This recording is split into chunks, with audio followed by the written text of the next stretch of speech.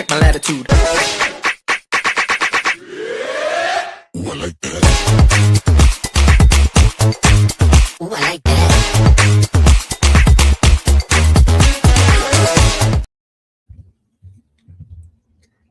Hello. How we doing? Good. Everything is good. I'm excited. About what? Well, I'm just excited because it's summer and the sun's out. That's nice. It is supposed to be 91 degrees here. Oh, I don't look at the temperature here. I just keep the ACs at 77. Yeah, no, 91. And part of the problem is supposed to be 91 and then rainy, so it's going to be like goopy. Later on today it'll be goopy. So yeah. But we are hoping the rain stays away because today we are going to a conference, and we'll talk about that in a minute, like an expo thing. But this evening, we're supposed to see an outside version, like on an outdoor stage of West Side Story. But I hope it doesn't rain. Well, that will be fun. Yes, not if it rains. Yeah, no, you don't want it to rain out. But yeah, so but one of the things we were talking about before we got on this call, and I think I've told this story maybe in the past, but I'm going to tell a quick story. I worked at a realtor association for a while, and none of the people I worked with then are still there now. So I have no problem if somebody figured this out by going to my LinkedIn on where I worked. But I absolutely hated this job. It was my first foray into nonprofit work, which is a different, it's not like a Boy Scouts or something. Like it's a membership nonprofit, but I hated it. I absolutely hated it. And I cried pretty much every day in the parking lot before I walked into that job. And I needed the job. It was at a time in my life where I could not have a job, right? And so one thing, though, I learned from that job was when I finally quit, and they hired the new person outside, it wasn't like an internal person or whatever. I found out later that this person absolutely adored the job. She loved it. She stayed there for years. You know what I mean? And I'm like, how? I wanted to literally, that job was the first time I thought prisons have really good libraries. I would be okay. Okay, that was like the first job that made me think that. I could make it. I'd be fine, right? So I realized, though, that the job I hated was someone else's dream job. Mm-hmm. And because I stayed there for so long, I was stopping somebody from their dream job, right? I had to get myself in that mindset of I'm being selfish by staying there. And now I've been lucky. I've had some really great jobs since, but I have left jobs because I saw the writing on the wall. Right? I'm like, I've been here for 2, 3, 4 years. I love what I do, but I see some things changing and I'm not going to love it down the road. And I'm never going to go back to a job where I'm angry or crying or that gut feeling of dread of doing the job. I'm not going to do that to myself again. If I start feeling that come on. So what are your thoughts on that? No, I agree completely. I think that's 90% of the reason why entrepreneurs are entrepreneurs, mm-hmm. right? Because we've all had that job where we're like, it wasn't for us. It's not what we wanted, or we loved the job, but all of the entities around us dictated how we did the job, right?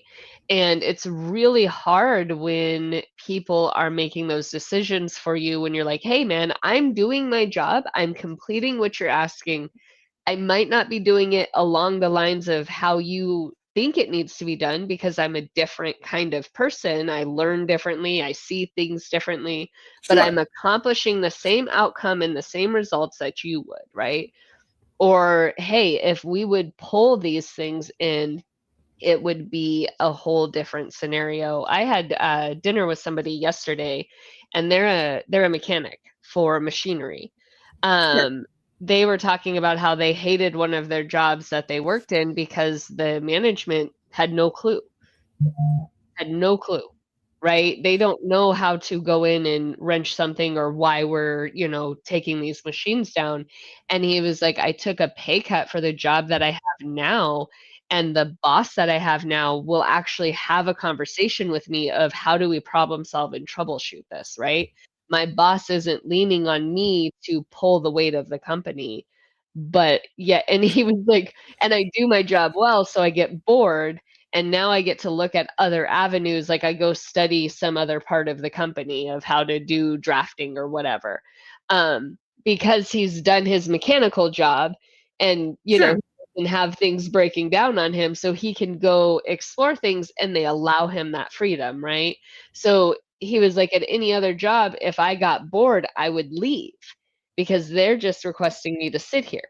However, here they're expecting me to use my brain. And I think that when you have that goes with last week's conversation of supporting coworkers, right? But even with what you're talking about, if you're doing a job that you despise because it doesn't flow with who you are or what you're doing, it's going to be difficult. But there are other people who work better in those situations. Sure, sure. And that's the thing. Like the reason that I didn't like that job for a while, there were a couple of humans that made my job ridiculous, but it was very if you don't do A and then B and then C in the exact way that my supervisor wanted me to do A, B, and C, you were doing it wrong, right? And I don't work well with that because I believe that there are, 52 ways to do something, and I just need the end result to be right. Yep, Now, exactly. if your way takes 3 weeks and somebody else's ways takes 3 days, we're going to have a conversation. You know what I mean? Yeah. But there isn't just one way of doing it. And I think that you need to, it's hard in an interview. It's hard in an interview when, even if you, especially if you just have one, but even with like a 2-3 interview concept that a lot of companies are going to, you can ask the questions, how is leadership? What is your supervision style? All the things. You can try to get that about the company, but you never really know until you walk in the door Yeah. on truly how that leadership manages down. Well, in 9 out of 10, the person interviewing you is not the person who is your manager. Sure. You Especially know? with one interviews. Yeah. Yeah. Mhm. A lot of interviews, like the first interview, it's always just a HR person, prelim, filling out people, Sure. and then once you get to the second one, then you can get into like the person who's there. And it is But they're important trying to to, put that good foot forward. That's the yeah. problem with interviews, right? Yeah, I'm super easy, open door. I love feedback, but no, you don't. I've been here 3 days and I moved a widget and you got mad. You're like, quit moving my cheese. Like, no. And so they're putting, but just like interviewees do also, right? Yep. We put our best foot forward. Nobody is like, yeah, at my last job, by the way, I stole, pens out of the closet every day and nobody noticed. Nobody's saying that in the next interview. No, they're not. Right. And I By the way, think I'm a pen klepto in case anybody cares. That's why I use that example. I The am bank too. pens, I have about 80 bank pens from different places. They just Take them. they just make it in your purse, because you put Right. it down. You put it down because Yes. you have to grab something, and then you lose the pen, so you grab another pen, and then you put it in your purse because it's out of the way, and you walk out with 5 of them. I know how that happens. I do it. Yes. That is me all the way. When somebody's like, where's my pen? I'm like, oh, I probably have it. Like literally, it's me. Is it blue So, or anyways, purple? Which one? right. No, and I think that that is, when you're at the interviews, they're going to try to put that best foot forward, and it Yeah. is difficult. And I think that's why, we have 30-day hire-ons. We have that 30-day probation period of, is this employee a good fit, or, and even then, sometimes you don't know it until you've been there a year and you're like, oh, the mundane, right? The monotony of this job. The new shiny wore off and now we're sitting in it. Or, you just different people are interact with you in different ways. And it's really important with that aspect of, how can I manage this and where do I maintain these situations, right? And so when you're working, or even when you're a business owner, you want to keep an eye out for those. You want to keep an eye out for what is working or what isn't working. I lost a job because I did not work well with, I had worked there for 3 weeks, and I did my system, I did my stuff, and the person next to me she'd been there longer, um, and she just didn't, something about me didn't sit well with her, and she had been there longer. She was, a personal favorite of the space, and I was interrupting their space. So I lost the job. And I'm okay with that. I am 100% okay understanding that I wasn't a good fit in that situation, Mhm. right? And there's times where you have people who make it to where they aren't, they make it to where you don't want to fit in. And you have times where you think that you're fitting, but you're making other people uncomfortable and not knowing it. And a lot of that is like, how can we have a conversation of, hey, these are the situations, these are the things that are happening. And I think at that time that I had that job, I had just come out of a space where I was just high stress. Sure. And when I'm high stress, I have a very like stern part about me. And so I can see very well how I didn't fit into the dynamics because I was very stern in that space. Um, I think this just all comes back to, once you get that feeling that you aren't the fit here, Yeah. right? Aren't this isn't working. Somebody else is waiting for that job, right? So I'm not saying quit that day, because we all need to pay the bills. That's not what I'm saying. Do not think that's what I'm saying. Okay. So if you're watching, however, start looking, Yep. right? Start figuring out what you have a passion for. And I wrote a blog about this about a week ago. So if somebody wants to go find that and read it, but every job will have the mundane. So if you're waking up one day and you're like, I hate filing, yeah, sorry to break the news to you. Every job is going to have some sort of organizational concept, whether you're virtual or in person, right? You have to be able to file. Oh, no, don't. Brittany files for other people. Don't let her live in some fantasy world. Look at her canvas someday. Okay. So, all right. But she is great at organizing for other people. That part I will say. Okay. But her files, and I'm the same way. If you look at my Canva, I actually had to share my screen with somebody the other day, and they're like, "How do you find anything?" I'm like, "I know where it is. Shut up." It's titled Goofball Gorgeous or something. Something, So I don't you know what just I named search it, for but I know where it Goofball is. Gorgeous. But the end result of this is like, don't stay somewhere that you hate. And as soon as you have that feeling, start looking, but evaluate, take a day or two and say, what do I want to be when I grow up? And when I say grow up, that just means the next job. I'm not saying you're not a grown up. I am 48 years old and I'm still figuring out what my next step will be. Yeah. Right. I have a few options that I'm looking into to see what my next steps are, but I don't know what they are right at the moment. So I'm staying where I am because I love what I'm doing. Yeah. And I And just that's got that's done not just because somebody I work for might be watching. I really do love what I'm doing at the moment.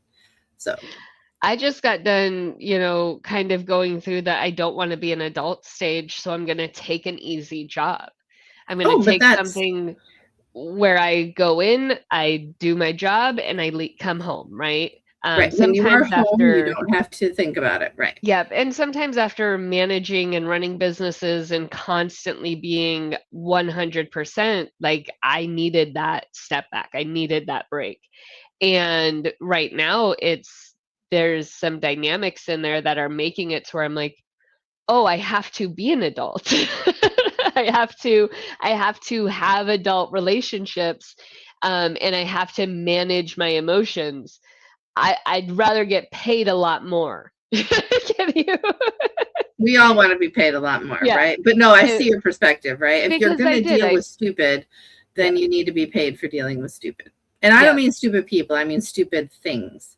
yeah, So, just dynamics and different things like that. And that's the thing, right? We all make different choices. I had this conversation with my dad the other day. He's like, well, if you would go and get certified as a inspector, because my dad does HVAC. So he's like, oh, well, those inspectors make $500 every inspection. And if you just go do that, you could pay people to drive you from inspection to inspection. And I'm like, I don't think you understand the stress that that job has. Nor do you understand the paperwork that comes with it or any of those things. Like, those are it's not not my that you show interests. up for 20 minutes and that's all you do. Yeah. There's a lot of pre-work and back-end work that is needed.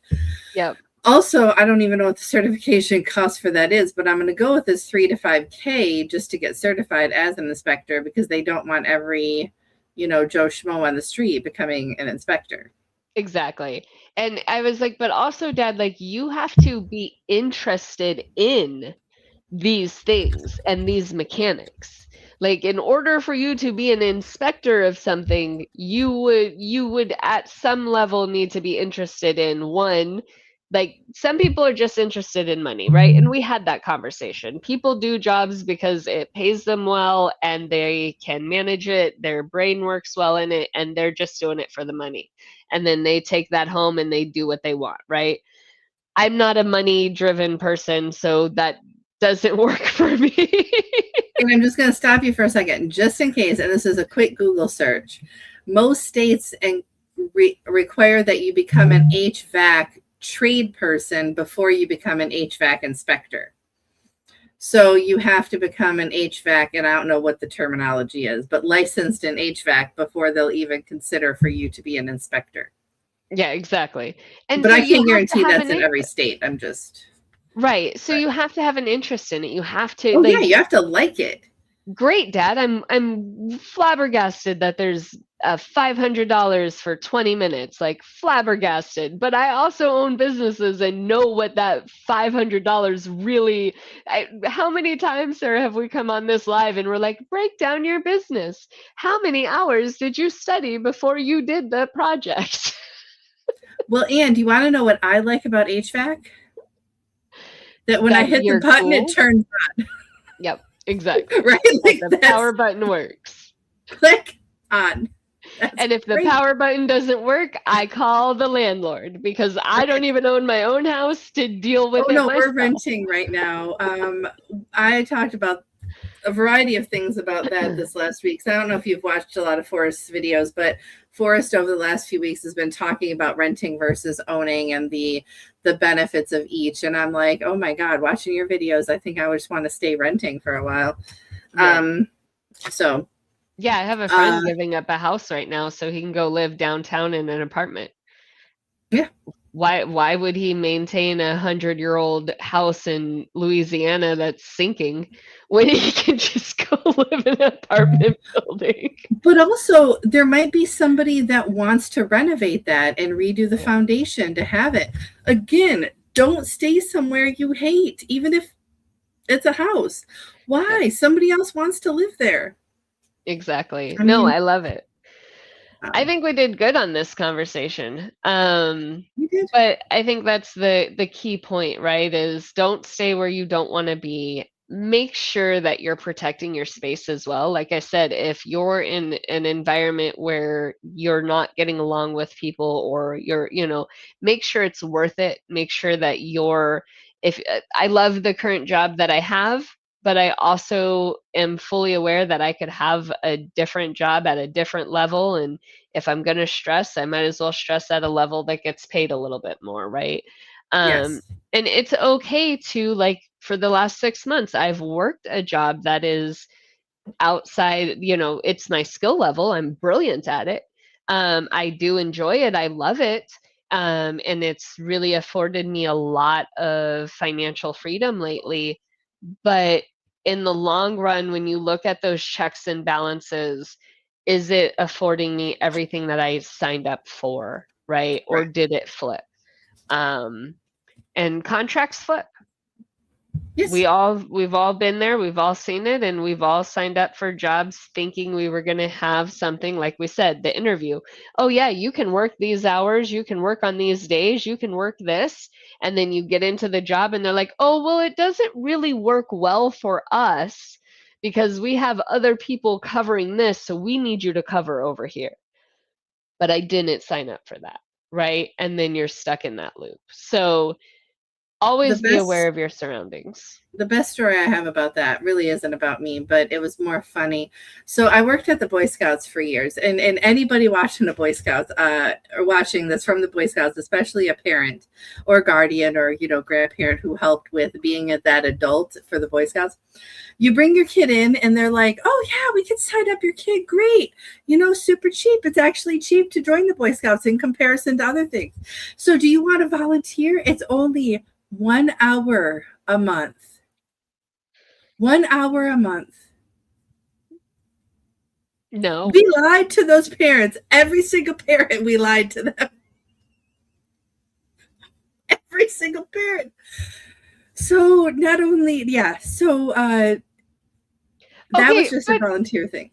hold What? on. First of all, any parent walking into a after school school associated program expecting to not put in as many hours as your kid puts in.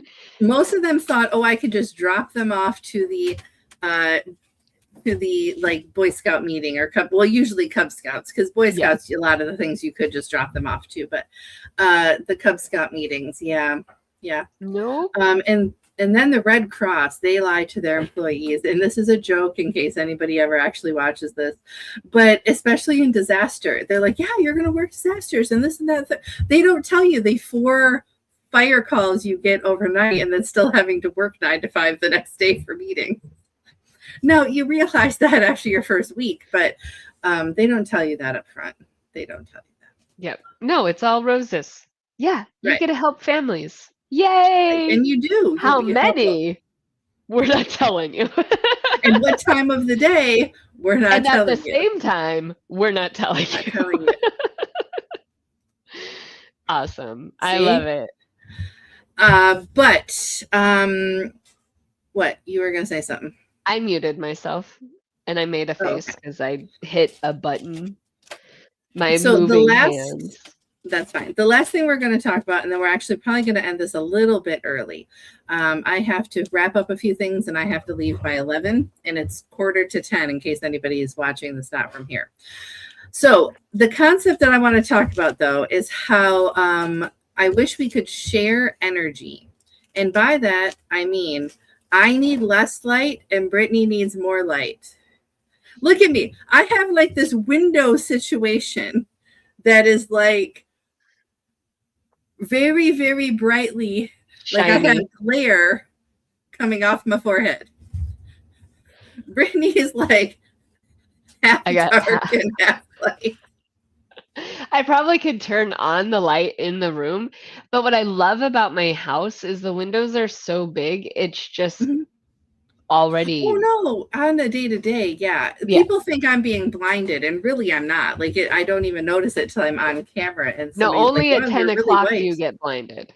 Yes, it's between, yeah, depending on the time of year, it's between like 9:30 and 11. It rotates like or moves along that based on the timeline of the day or the year or whatever. However, all right, everyone. I am Sarah. I'm with Off the Beaten Path Consulting. Go find me for more information. Brittany, who are you? I am Brittany. I am an accountability business coach. You can find me with BizStorming.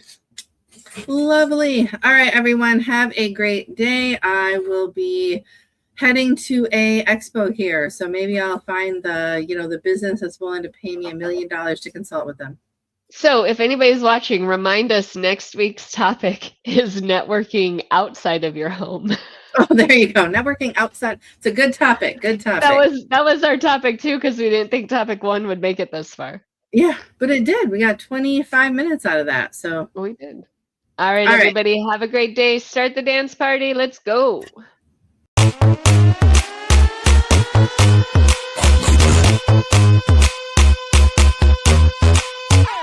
1 2 1 2, need my attitude. 3 4 3 4, check my latitude.